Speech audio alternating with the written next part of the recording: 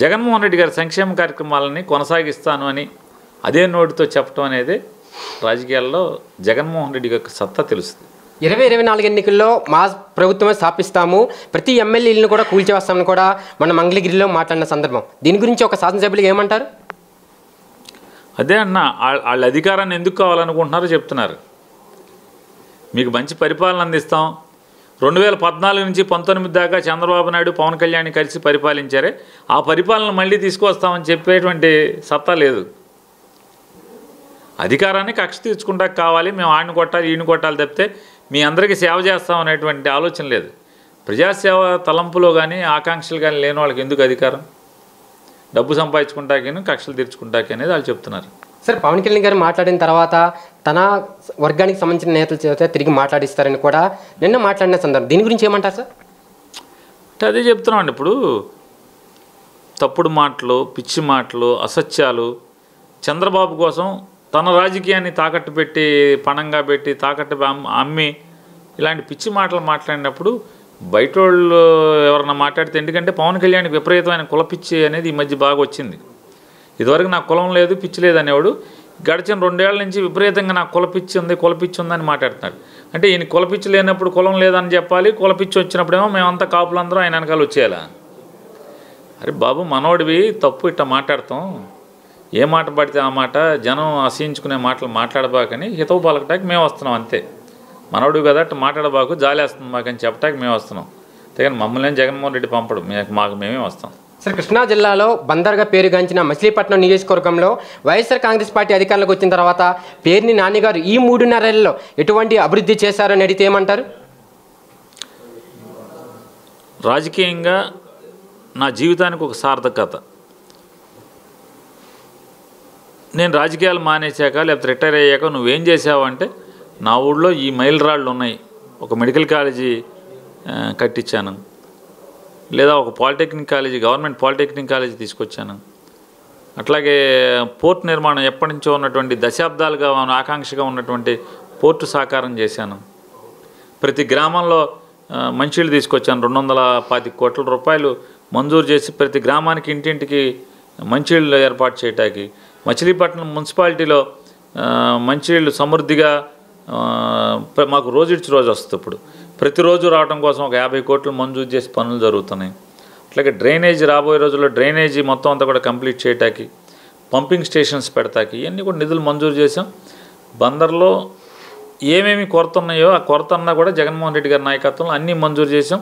ప్రతిదీ కూడా రాబోయే సంవత్సరంన్నర కాలంలో అన్నీ పూర్తి చేసి ప్రజలకు అందజేస్తాం. సార్, వైఎస్ఆర్ కాంగ్రెస్ పార్టీ ప్రతిష్టాత్మకంగా తీసుకునే నేమంలో గడప గడపకు మన ప్రభుత్వం కార్యక్రమంలో వైఎస్ఆర్ పార్టీలో ఒక ఉప్పొంగిన వికెరటంలా దూసిపోతున్న పేర్ని కృష్ణమూర్తి గురించి ఏమంటారు? రాబోయే రోజుల్లో ఎమ్మెల్యేగా చూసే అవకాశం ఉందంటారు అంటే ఏమంటారు? అంటే దీన్ని అతనికి ప్రజాసేవ పట్ల ఆకాంక్ష ఉంది, తిరుగుతున్నాడు. ప్రజలకు నచ్చింది జగన్మోహన్ రెడ్డి గారు గుర్తిస్తే సీట్ ఇస్తారు. ఎవరైనా, అతను కిట్టు అయినా నేనైనా, జగన్మోహన్ రెడ్డి గారు రేపు ఎవరికి టికెట్ ఇస్తే వారే ప్రజల్లో మనగలుగుతారు. 2, మేమంతా కలిసి అతనికి పనిచేస్తాం. కర్నూలులో లెజెండ్ అయినటువంటి బైరెడ్డి సిద్ధార్థ రెడ్డి గారు కూడా మీ అబ్బాయిని పొగిడిన సందర్భం, దీని గురించి కూడా ఏమంటారు సార్? తెలీదు, సిద్ధార్థకి అతను ఏదో నచ్చుంటే చెప్పు ఉండొచ్చు, అది తప్పే, మంచిదే కదా అది. ఆంధ్రప్రదేశ్ రాష్ట్ర రాజధాని కాకపట్టిస్తున్న రాజధాని అంశం సుప్రీంకోర్టు కూడా కీలక తీర్పు ఇచ్చింది, 3 ప్రాంతాలు అభివృద్ధి చెందాలని. దీని గురించి ఏమంటారు? ఎందుకు సైలెంట్ అయింది విపక్షాలు ఈ రాజధాని అంశం పైన? అంటే వాళ్ళకు అనుకూలమైన వాతావరణం అంతా కూడా మారిపోయి తిరగబడింది. ప్రజలకు అనుకూలమైనటువంటి వాతావరణం అంతా నెలకొండేప్పటికీ నోళ్లు పడిపోయినాయి అంతే. కేవలం అభివృద్ధిపైనే, సంక్షేమ వైపే వైఎస్ఆర్ కాంగ్రెస్ పార్టీ శ్రద్ధ చూపిస్తుంది తప్ప డెవలప్మెంట్ లేదని కూడా విపక్షాలు చేస్తున్న ఆరోపణలు ఏమంటారు?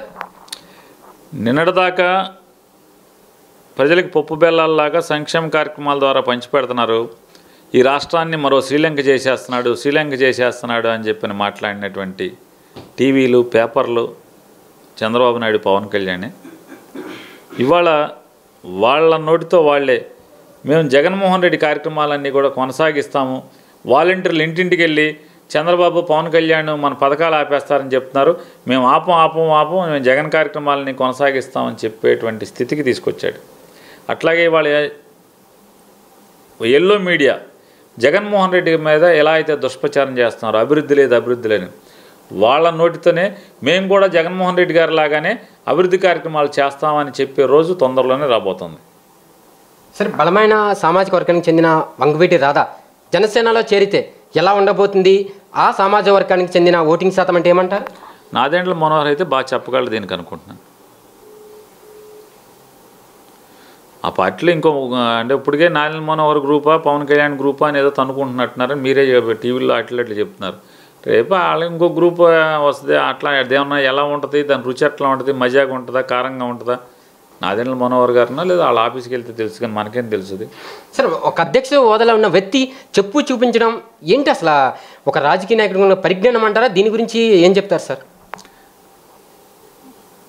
అంటే నా కాలుకు ఒక చెప్పే ఉంది, రెండో చెప్పు లేదు అని చెప్తున్నాడు అనుకుంటున్నాం. నీకు ఒక చెప్పు ఉంటే మాకు రెండు చెప్పులు ఉన్నాయని చెప్పి చూపించాం అంతే. వచ్చే ఎన్నికల్లో చాలామంది ఎమ్మెల్యేలు మారుస్తున్నారు వైఎస్ఆర్ పార్టీ అని కూడా కొన్ని సోషల్ మీడియాలో విస్తృత ప్రచారం జరుగుతుంది. ఒక 60% పైగా ఎమ్మెల్యేలు మారుస్తారని ఏమంటారు? విస్తృత ప్రచారం ఏంటి? వాస్తవం అది. ఏ ఎమ్మెల్యే ప్రజల గుండెల్లో లేడో, ఏ ఎమ్మెల్యే కార్యకర్తల గుండెల్లో లేడో అట్లా మారుస్తా అని జగన్మోహన్ రెడ్డి గారు ప్లేనర్లు అని చెప్పాడు కదా, మా ఎమ్మెల్యేలు అందరినీ కూర్చోబెట్టి చెప్పాడు కదా. దీనికి ప్రచారం ఏంటి? ప్రచారం కాదు, వాస్తవం అది. ప్రజల గుండెల్లో ఎవరికైతే ఏ ఎమ్మెల్యేకి స్థానం లేదో, కార్యకర్తల గుండెల్లో లేకపోతే కార్యకర్త అభిమానాన్ని ఎవరు కోల్పోతారో వాళ్ళని ఖచ్చితంగా మారుస్తారు జగన్మోహన్ రెడ్డి గారు. సార్, పిల్లలకి ఇచ్చే ఆస్తి ఏదైనా ఉందంటే విద్య. ఈరోజు చాలామంది పిల్లలు చదువుకోవాలని ఆశ ఉన్నప్పటికీ కూడా వెనుకునే ఆర్థిక పరిస్థితులు చదువుకునేవు. కానీ ఈ ప్రభుత్వం వచ్చిన తర్వాత అమ్మ ఒడి కానీ, నాడు నేడు స్కీమ్స్, జగనన్న విద్య దీవెన ఒక విప్లవతను మార్పు అంటారా? ఈ నిర్ణయం గురించి ఒక శాసనసభ్యుడికి ఏమంటారు? అదే భారతదేశంలోనే ఇటువంటి పరిపాలన ఎక్కడ ఉంది? భారతదేశంలోనే చదువు కోసం సాలినా 45,000 కోట్ల రూపాయలు ఖర్చు పెడుతున్నారు. 5 ఏళ్లలో చంద్రబాబు ఖర్చు పెట్టింది 15,000 కోట్లు అయితే సంవత్సరానికి 45,000 కోట్ల రూపాయలు ఖర్చు పెడుతున్నారు జగన్మోహన్ రెడ్డి గారు. విద్యను సమూలంగా ఆయన చెప్పేది, రాజకీయ నాయకులు మారచ్చు, ప్రభుత్వాలు మారచ్చు, ముఖ్యమంత్రులు మారచ్చు, చంద్రబాబు పోయి జగన్ రావచ్చు, లేకపోతే రాజశేఖర రెడ్డి గారి తర్వాత కిరణ్ కుమార్ రెడ్డి రావచ్చు. నాయకులు మారినంత మాత్రాన, ప్రభుత్వాలు మారినంత మాత్రాన ప్రజల్లో ఉన్నటువంటి పేదరికం పోదు. కేవలం ఈ రాష్ట్రంలో ఉన్నటువంటి పేదల ఇంట్లో ఆ పేదరికం పోవాలంటే వాళ్ళ ఇంట్లో పిల్లల ఉన్నత చదువుల ద్వారా మాత్రమే పేదరికం పోతుందని నమ్మేవాడు జగన్మోహన్ రెడ్డి గారు.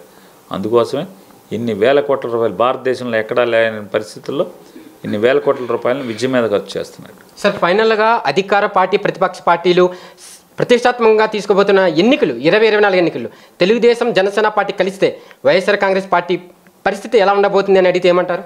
వారు వన్ సైడ్. జగన్మోహన్ రెడ్డి గారు 2019లో ఎట్లయితే దూసుకొచ్చాడో 2024లో కూడా అదే తరహాలో బ్రహ్మాండంగా అత్యధిక మెజారిటీతో గెలిచి మళ్ళీ ప్రభుత్వాన్ని ఏర్పాటు చేస్తాడు.